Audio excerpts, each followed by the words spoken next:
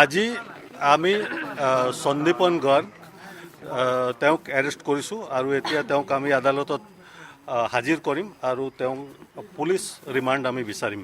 Sir কিমান দিনৰ remand বিচাৰিব? বাকীসকলক 14 দিনৰ বিচৰা হৈছে। আমি তেওঁকো 14 দিনেই বিচাৰিম। হয়, অসমীয়া আছে তেওঁলোক অহাৰ বা তেওঁলোকৰ কিবা কাৰণ মুখ্যমন্ত্ৰী তেওঁলোকক ইতিমধ্যে নিৰ্দেশ দিছিলে, গতিকে কেতিয়ালৈ আহিব কি? আমি তেওঁলোকক আহিবলৈ চামন জাৰি কৰিছোঁ ইতিমধ্যে আৰু তাৰ ভিতৰত এজন ৰূপকমল কলিতা আপোনালোকে জানে তেওঁ হাজিৰ হৈছে, তেওঁ আমি জেৰা কৰি আছোঁ আৰু বাকীসকলকো আমি আহিবলৈ আকৌ চামন জাৰি কৰিম আৰু পৰৱৰ্তী ব্যৱস্থা ল'ম।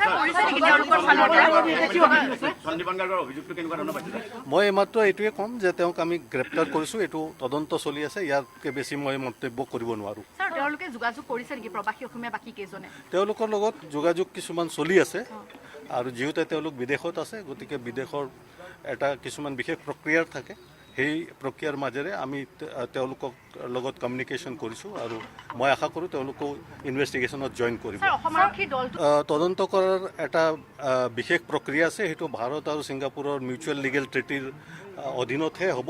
তাৰ কাৰণে যিটো ব্যৱস্থা ল'ব লাগে সেইটো আমি ইতিমধ্যে লৈছোঁ আৰু তাৰ ওপৰত আমি পৰৱৰ্তী ব্যৱস্থা গ্ৰহণ কৰিম। ধন্যবাদ। হয়, আজি আমি সন্দীপন গড় তেওঁক এৰেষ্ট কৰিছোঁ আৰু এতিয়া তেওঁক আমি আদালতত হাজিৰ কৰিম আৰু তেওঁক পুলিচ ৰিমাণ্ড আমি বিচাৰিম। স্যাৰ কিমান দিনৰ ৰিমাণ্ড বিচাৰিব? বাকীসকলক 14 দিনৰ বিচৰা হৈছে। আমি তেওঁকো 14 দিনেই বিচাৰিম। হয়, অসমীয়া আছে তেওঁলোক অহাৰ বা তেওঁলোকৰ কিবা কাৰণ মুখ্যমন্ত্ৰী তেওঁলোকক ইতিমধ্যে নিৰ্দেশ দিছিলে, গতিকে কেতিয়ালৈ আহিব কি? আমি তেওঁলোকক আহিবলৈ চামন জাৰি কৰিছোঁ ইতিমধ্যে আৰু তাৰ ভিতৰত এজন ৰূপকমল কলিতা আপোনালোকে জানে তেওঁ হাজিৰ হৈছে, তেওঁ আমি জেৰা কৰি আছোঁ আৰু বাকীসকলকো আমি আহিবলৈ আকৌ চামন কৰিম আৰু পৰৱৰ্তী ব্যৱস্থা ল'ম। মই এইমাত্ৰ এইটোৱে ক'ম যে তেওঁক আমি গ্ৰেপ্তাৰ কৰিছোঁ, এইটো তদন্ত চলি আছে, ইয়াতকৈ বেছি মই মন্তব্য কৰিব নোৱাৰোঁ। তেওঁলোকে যোগাযোগ কৰিছে নেকি প্ৰবাসী অসমীয়া বাকী কেইজনে? তেওঁলোকৰ লগত যোগাযোগ কিছুমান চলি আছে আৰু যিহেতু তেওঁলোক বিদেশত আছে, গতিকে বিদেশৰ এটা কিছুমান বিশেষ প্ৰক্ৰিয়াৰ থাকে, সেই প্ৰক্ৰিয়াৰ মাজেৰে আমি তেওঁলোকৰ লগত কমিউনিকেশ্যন কৰিছোঁ আৰু মই আশা কৰোঁ তেওঁলোকো ইনভেষ্টিগেশ্যনত জইন কৰিব।